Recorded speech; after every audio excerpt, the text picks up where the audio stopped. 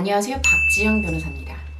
오늘은 영화로 보는 법리이야기인데요. 두 번째 시간이죠. 오늘 소개할 영화는 어린 의뢰인입니다. 2013년도에 있었던 칠곡 계모 사건이라는 실화를 바탕으로 만든 영화인데요. 아주 놀라웠던 것은 영화가 실화보다 많이 순화됐다는 것입니다. 영화를 간략하게 소개하고 실화가 됐던 그 칠곡 계모 사건을 좀 소개하겠습니다. 마지막으로 아동학대에 어떻게 대응을 해야 되는지 팁을 좀 드리겠습니다. 먼저 이 영화에는 10살 누나와 7살 남동생이 나옵니다. 둘은 사이좋게 티격태격, 여느 남매와 다름이 없는데요. 이들의 불행은 친부가 계모와 결혼을 하면서부터입니다. 영화 속에서는 친부 몰래 계모가 학대를 하는 것으로 나오는데요. 학대의 정도는 그냥 뺨 몇 대 때리고 종아리 좀 때리는 정도가 아니고 손과 발로 아이들의 몸을 인정사정 없이 뜯어 팹니다. 멍이 들고 피가 나고 먹지 못하고 이런 날들이 반복되는 가운데 어느 날 그날도 어김없이 계모는 아이들을 패고 있었지요. 특히 남동생의 배 부위를 발로 많이 걷어차고 손으로 때리자 아이가 굉장히 고통스러워합니다. 그러나 계모는 언제나 있었던 일인 것처럼 그냥 방치를 합니다. 그날은 많이 맞았던지 아이가 많이 아프다고 호소를 했고 누나는 아무것도 해줄 수가 없었습니다. 그리고 곧 있어서 아이가 죽습니다. 장파열로 인한 사망, 즉 계모의 구타로 사망을 한 것이지요. 상해치사 또는 살인죄로 의유를 할 수 있을 것 같습니다. 그 다음에도 문제는 이어지는데요. 이 못된 계모가 이 딸에게, 이 누나에게 네가 죽였다고 거짓말해 라고 시킵니다. 평소에 학대를 당했던 아이는 무서웠겠지요. 그래서 경찰서에 가서 거짓말로 제가 남동생을 죽였습니다. 인형을 서로 가지고 놀려다가 그렇게 됐습니다. 라고 말을 합니다. 물론 정황 증거는 많이 있습니다. 10세 여자아이가 7세 남자아이를 그렇게 때릴 수가 있을까요? 그런 강도로 지속적으로. 이 부분에 대해서는 그러나 정황 증거이기 때문에 이 아이의 진술이 중요한 상황입니다. 그럼에도 불구하고 아이는 재판정만 나가면 피고인석에 앉은 계모가 눈빛으로 이렇게 협박을 하자 아무 말도 못하고 나옵니다.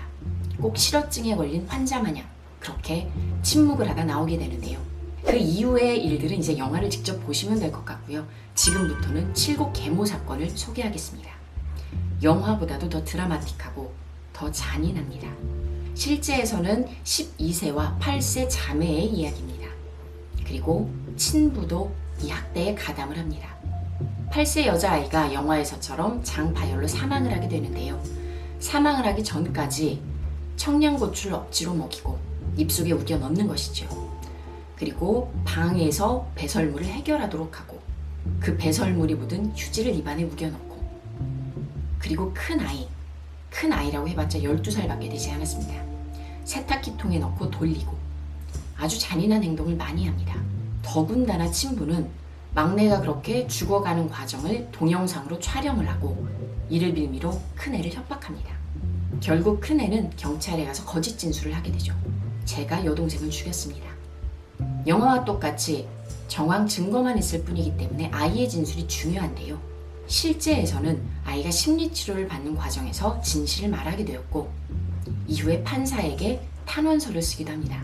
계모, 그 아줌마를 엄벌에 처해달라고요. 재판장은 계모나 친부에게 협박을 당할까봐 우려가 되어서 직접 재판장실로 부릅니다. 별도의 방이에요. 거기에서 비공개로 진술을 받게 되고 드디어 거짓 진술이 드러나게 되어 이들은 선고를 받게 됩니다. 징역을 살게 되죠. 최종 확정된 형은 엄마가 15년, 아빠가 4년. 굉장히 낮은 형량이라고 생각을 합니다. 또 논란이 됐던 것은 왜 살인죄를 적용하지 않느냐였습니다. 당시에 상해치사죄로 의율이 돼가지고 15년 4년형을 받은 것이고요. 다만 그 당시의 논란이 의미가 없지 않았던 것은 얼마 안 있어서 울산에서 똑같은 계모 사건이 일어납니다. 거기서도 아이가 하나 죽습니다. 그때는 결국 살인죄로 의율이 됩니다. 최근에도 이런 아동학대 사건이 빈번하고 있죠. 아동학대의 경우에 어떠한 대처를 해야 되는지 한번 알려드리겠습니다. 보통은 경찰에 신고하다가 부모님한테 걸리면 그 학대하는 계모나 친부가 날 괴롭히지 않을까? 무서워서 아무것도 못하게 됩니다. 물론 과거에는 아동학대든 가정폭력이든 가족 내의 일이니 알아서 해결하십시오. 법은 문지방을 넘지 않는다라는 얘기가 있듯이 그렇게 손을 조금 놓는 부분도 있었습니다. 경찰이 되돌려 보내기도 한 적도 있고요. 그러나 요 근래에는 그렇지 않습니다. 특히 아동학대의 경우에는 부모로부터 일방적으로 보호를 받아야 되는 존재이기 때문에 그들이 한번 협박을 하기 시작하면 스스로 어떠한 힘을 가지고 있지 않아서 뭔가를 조치를 하기가 쉽지 않습니다. 더더욱 사회가 나서야 되고 가족의 문제가 아닌 사회의 문제가 된 지 오래되었습니다. 그렇다면 신고를 왜 두려워하지 않아도 되느냐? 신고를 했을 때 분리가 가능합니다. 경찰서에 일단 신고를 하게 되면 경찰이 무조건 현장에 출동을 해야 되고요. 그때 아동 상담사가 동행을 할 수도 있습니다. 출동을 하자마자 응급조치라고 하여서 피해 아동과 그 학대자를 분리하게 되고 별도의 시설에 보호를 하거나 그리고 응급치료를 받게 해줍니다. 문제는 72시간밖에 써먹을 수가 없어요. 그러다 보니 긴급 임시조치라고 하여서 추가로 더 시간을 끌어서 보호하는 장치를 하게 됩니다. 이건 역시 48시간 이내에 검사가 법원에 임시조치를 청구해야지 더 연장이 가능합니다. 검사가 청구를 했을 때 법원은 최장 6개월까지만 분리조치 혹은 접근금지 등의 조치를 할 수가 있는데요. 그러면 깜빵에 다시 나왔을 때 학대 부모와 아이가 만나는 것 아니냐, 이런 문제가 많았고 그래서 피해 아동 보호 명령 제도라는 것이 있습니다.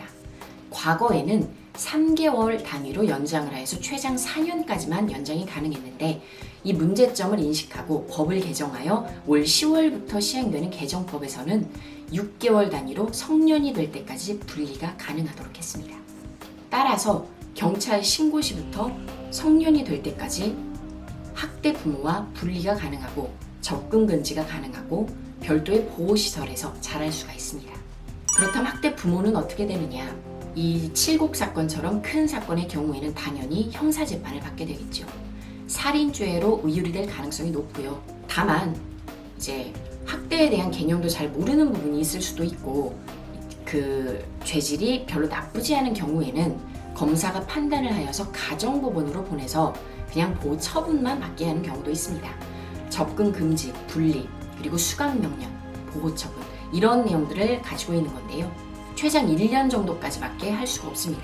그렇다 보니 굉장히 경한 범죄, 우발적인 정도, 요 정도에서만 사용을 하신다고 보면 됩니다. 아동학대 문제를 주변에서 겪고 있는 사람들이 있다면 꼭 이 내용을 알려주셨으면 좋겠고요. 주변에 해바라기 센터나 등등 아동학대 문제에 대해서 심리치료나 조사를 해주는 사람들도 많습니다. 또한 수사나 재판 과정에서도 비공개로 진행을 하거나 대질신문을 없애고 차폐시설을 놓고 하거나 혹은 아예 재판장실로 별도로 불러서 하거나 혹은 경찰에서 조사했던 내용을 영상 녹화하여서 재판장에 나올 필요도 없이 그 내용을 가지고 증거로 사용할 수도 있습니다. 다양한 보호장치와 분리제도가 발달되어 있기 때문에 잘 활용하시면 좋을 것 같습니다. 감사합니다.